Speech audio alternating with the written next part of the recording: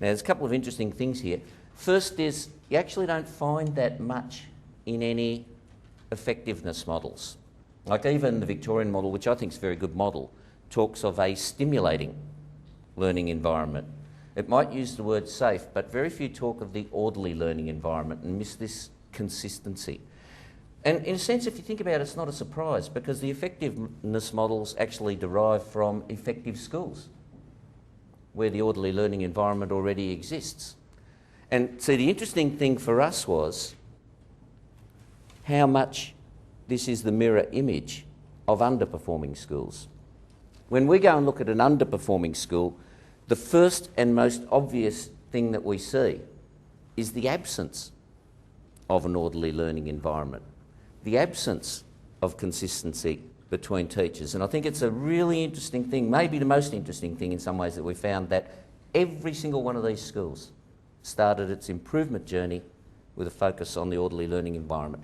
Now, I do have to actually put a kind of a caveat on that because people tend to assume when you talk about that, we're sort of talking heaps of rules. And, you know, this Graham told me in the ICSI conference, it really worried some of the more progressive American people there because, of course, they thought this was an argument for the sort of American kind of view about the hard and fast discipline.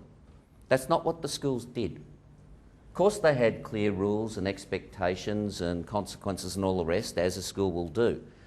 But underpinning it all was a focus on ensuring that every kid was well known.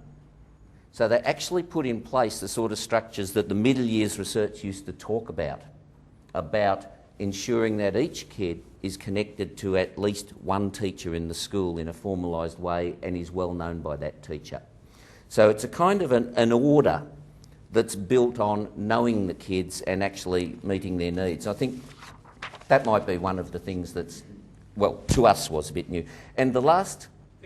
Just on that, I think in the school reviews, is this coming through? Is this making a difference? In lots of the schools we've looked at as in part of reviews and so on, it's not, I think this shouldn't be badly interpreted as simply misbehaviour.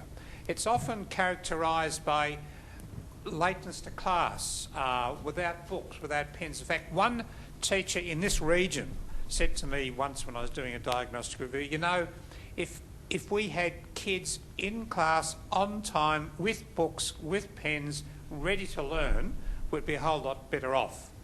And that's kind of characteristic of this capacity to create an environment where learning becomes possible and teaching becomes possible. And one of the principals we talked to said, look, he didn't want to start off with getting teachers to change what they're doing in the classroom. He wanted to start off with creating an environment where it was possible to teach. And once it was possible to teach, then you start looking at improving techniques and improving the way they teach. So this precondition shouldn't be misinterpreted as simply establishing good discipline. It's much bigger, much broader, as Vic's already said, and certainly includes that element of what we would now call personalisation, which includes relationships as well as learning. Thanks, Scott. The fourth precondition, and I'm going to go through the sustaining lessons much quicker, is what someone actually referred to there. Focus on teaching, learning, but a bit more diffuse than that. It's a focus on what matters most. All of the schools had relatively few priorities.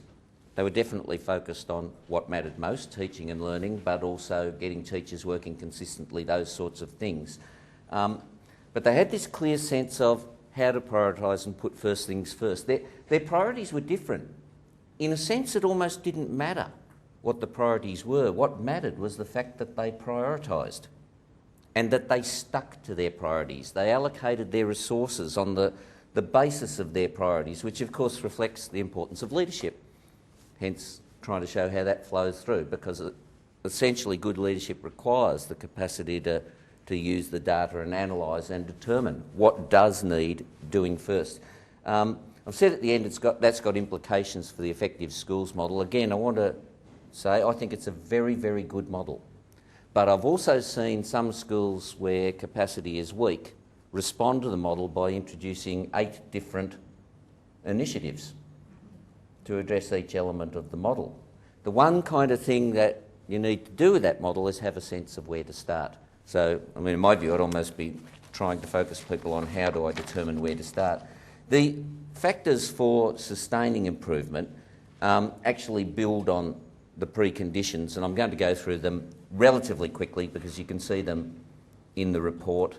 The PowerPoint to have a bit more, and also the Centre for Strategic, if you don't want to read the whole report because it's a bit long, the Centre for Strategic Education a bit later this month is going to publish a summary article that we've written on the report as well. So that's the easy way without reading all the detail.